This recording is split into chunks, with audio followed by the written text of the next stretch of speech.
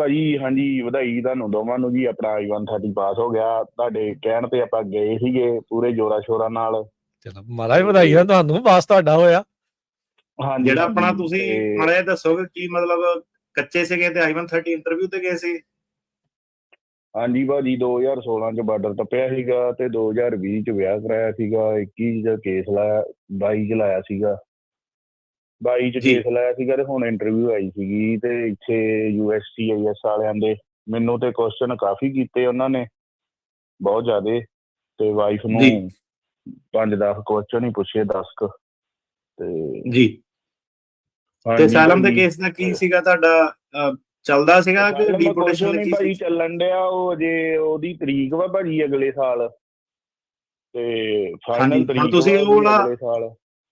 ਤੇ ਤੁਹਾਡੇ wife citizen ਹੈਗੇ ਆ ਹਾਂਜੀ ਤੇ 6 ਮਹੀਨੇ ਚ ਕੇਸ ਲਾਤਾ ਸੀਗਾ ਤੁਸੀਂ ਅਮਰੀਕਾ ਚ ਆਏ ਨੂੰ?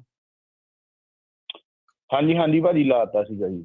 ਅੱਛਾ, ਥੋੜੇ ਜਿਹੇ ਕੁਐਸਚਨ ਹਾਂਜੀ ਪੁੱਛ ਲਈਏ ਅਟਰਨੀ ਟੇਕ ਨਾ ਜੀ, ਪਤਾ ਲੱਗ ਜੂਗਾ ਵੀ ਕਿੱਦਾਂ ਦੇ ਪੁੱਛਦੇ ਆ, ਕਿੱਦਾਂ ਦੀਆਂ ਚੀਜ਼ਾਂ ਉਹਨਾਂ ਨੇ ਪੁੱਛੀਆਂ। ਕੇਸ ਬਾਬਤ ਪੁੱਛਿਆ ਕੀ, ਕਿੱਦਾਂ ਦੇ ਸਵਾਲ ਕੀਤੇ ਤੁਹਾਨੂੰ?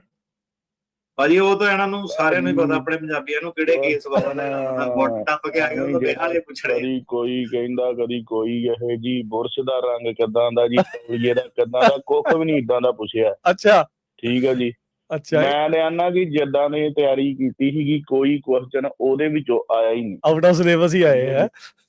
ਆਊਟ ਆਫ ਸਿਲੇਬਸ ਆਇਆ। ਤੇ ਜਦੋਂ ਇੰਟਰਵਿਊ ਹੋ ਗਈ, ਮੈਨੂੰ ਇੱਕ ਸਾਈਡ ਤੇ ਕਰ ਲਿਆ ਕਿ ਹਾਂ ਵੀ ਜਾਂਦਾ ਜਾਂਦਾ ਵੀ ਕਿਤੇ ਵਾਈਫ ਨੂੰ ਦੱਸ ਨਾ ਦੇਵੇ ਵਿੱਚੋਂ ਦੀ ਕਿ ਹਾਂ ਵੀ ਮੈਂ ਆਹ ਬੋਲਿਆ। ਅੱਛਾ ਬਾਅਦ ਚ ਵਾਈਫ ਨੂੰ ਖੜ ਕੇ ਸਾਈਡ ਤੇ, ਫਿਰ ਉਹਨਾਂ ਦੀ ਵੱਖਰੀ ਇੰਟਰਵਿਊ ਹੋਈ, ਮੇਰੀ ਪਹਿਲਾਂ ਹੋਈ ਸੀਗੀ। ਇੰਡੀਵਿਜੂਅਲ ਹੋਈ ਦੋਨਾਂ ਦੀ ਵੱਖੋ ਵੱਖਰੀ?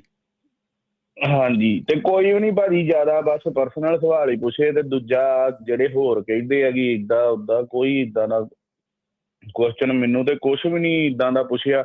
ਜੋ ਜਿਹੜੀ ਚੀਜ਼ ਦਾ ਪਤਾ ਨਹੀਂ ਉਹ ਅਗਲਿਆਂ ਨੇ ਪੁੱਛ ਲਈ ਜਾ ਕੇ ਉੱਥੇ। ਠੀਕ। ਤੇ ਆਪਣਾ ਤੇ ਭਾਜੀ ਸਾਰਾ ਜੈਨੂਅਨ ਹੀ, ਜਿਹੜਾ ਹੈ ਹੀ ਅਸਲੀ ਆ, ਉਹਨੇ ਅਸਲੀ ਰਹਿਣਾ। ਉਹਨੂੰ ਤਿਆਰੀ ਦੀ ਵੀ ਨਹੀਂ ਲੋੜ ਤੇ ਉਹਨੂੰ ਦੂਜੇ ਦੀ ਵੀ ਨਹੀਂ ਹੈਗੀ। ਚਲੋ ਸਹੀ ਹੈ, ਸਹੀ ਹੈ। ਚਲੋ ਹਾਂਜੀ, ਥੈਂਕ ਯੂ ਹਰਪ੍ਰੀਤ। ਮੈਂ ਪੁੱਛਣਾ ਸੀਗਾ ਕਿ ਪਲੀਜ਼ ਆਪਣੇ ਤੋਂ ਬਾਅਦ ਚ ਆਪਣਾ ਉਹ ਹੁਣ ਇੰਡੀਆ ਨੂੰ ਭਾਜੀ ਜਾਣਾ ਹੀ ਪਊਗਾ ਕਿ ਜਾਂ ਕਿੱਦਾਂ, ਉਹਦਾ ਕੀ ਪ੍ਰੋਸੈਸ ਹੁੰਦਾ ਅੱਗੇ? ਨਹੀਂ, ਜਾਣਾ ਪੈਣਾ ਮੇਰਾ ਵੀਰ। ਆਪਣਾ ਜਿਹੜਾ ਸੀਗਾ ਜਿਹੜਾ ਫੈਮਿਲੀ ਬੇਸਡ ਵਾਲਾ ਪ੍ਰੋਸੈਸ ਹੈ, ਵਕੀਲ ਥਰੂ ਕਰ ਰਹੇ ਕਿ ਕਿੱਦਾਂ, ਪੈਰਾਲੀਗਲ ਥਰੂ ਕਰ ਰਹੇ ਆ?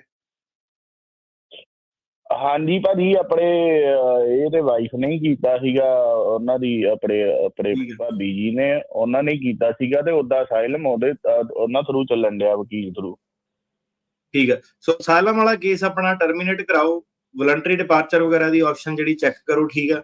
ਤੇ ਕੁਛ ਕੁ ਮਹੀਨੇ ਤੁਹਾਨੂੰ ਜਿਹੜਾ ਸੀਗਾ ਆਊਟ ਰਹਿਣਾ ਪੈਣਾ ਕੰਟਰੀ ਤੇ, ਜਾਂ ਫਿਰ ਤੁਹਾਨੂੰ ਮਤਲਬ ਹੁਣ ਕਿਉਂਕਿ ਇੱਥੇ ਐਡਮਿਨ ਕਲੋਜ਼ ਨਹੀਂ ਕਰ ਰਹੇ ਹੈਗੇ, ਅੱਜ ਐਡਮਿਨ ਕਲੋਜ਼ ਦਾ ਤੁਸੀਂ ਟਰਾਈ ਕਰ ਸਕਦੇ ਆ। ਜੇ ਐਡਮਿਨ ਕਲੋਜ਼ ਕਰਦੇ ਆ ਤਾਂ, ਜੇ ਕਿਉਂਕਿ ਐਡਮਿਨ ਕਲੋਜ਼ ਤੇ ਵੀ ਹੁਣ ਜਿਹੜਾ ਸੀਗਾ 601 ਦੇ ਚੱਕਰ ਜਿਹੜੇ ਪੈ ਜਾਂਦੇ ਆ।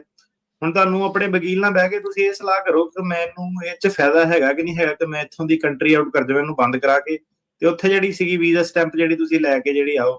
ਤੇ ਮੇਰੇ ਹਿਸਾਬ ਨਾਲ ਤੁਹਾਨੂੰ ਉਦਾਂ ਹੀ ਕਰਨਾ ਚਾਹੀਦਾ, ਵੀਜ਼ਾ ਸਟੈਂਪ ਵਗੈਰਾ ਦੀ ਕਰ ਲੈਣੀ ਚਾਹੀਦੀ ਹੈ। 824 ਪਟੀਸ਼ਨ ਹੁੰਦੀ ਹੈ, ਉਹ ਫਾਈਲ ਕਰਕੇ ਤੁਸੀਂ ਇੰਟਰਵਿਊ ਆਪਣੀ ਸੈੱਟ ਕਰਾਓ।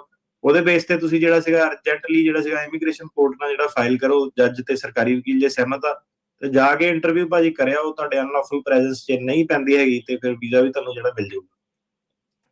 ਤੇ ਭਾਜੀ ਆਪਾਂ ਨੂੰ ਜਾ ਕੇ ਉੱਥੇ ਜਾ ਕੇ ਤੇ ਮੰਨ ਲਓ ਕਿ ਉਹ ਪਰਮਿਸ਼ਨ ਹੁੰਦੀ ਕਿ ਵਾਪਸ ਆਉਣਾ ਹੁੰਦਾ ਕਿ ਜਾਂ ਜੇ ਉੱਥੋਂ ਵੀਜ਼ਾ ਦਿੰਦੇ ਆ ਤੇ ਫੇਰ ਹੀ ਆ ਸਕਦੇ ਆਪਾਂ?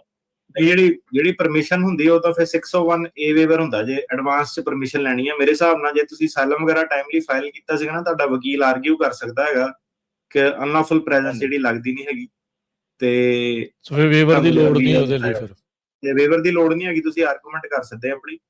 ਪਰ ਜੇ ਉਹਨਾਂ ਨੇ ਵੇਵਰ, ਹੁਣ ਉਹੀ ਬੰਦੇ ਨੇ ਸਵਾਲ ਹੁੰਦਾ ਕਿ ਪਹਿਲਾਂ ਲੋਕੀ ਕਹਿੰਦੇ ਸੀ ਸੇਫ ਰਹਿਣ ਲਈ ਇੱਥੋਂ ਹੀ ਜਿਹੜਾ ਸੀਗਾ ਵੇਵਰ ਲੈ ਕੇ ਜਾਓ, ਪਰ ਉਹ ਵੇਵਰ ਤੁਸੀਂ ਕਰ ਨਹੀਂ ਸਕਦੇ ਜਦੋਂ ਤੁਸੀਂ ਕੋਰਟ 'ਚ ਹੁੰਦੇ ਆ। ਸੋ ਉਹ ਚੱਕਰ ਪੈ ਜਾਂਦਾ।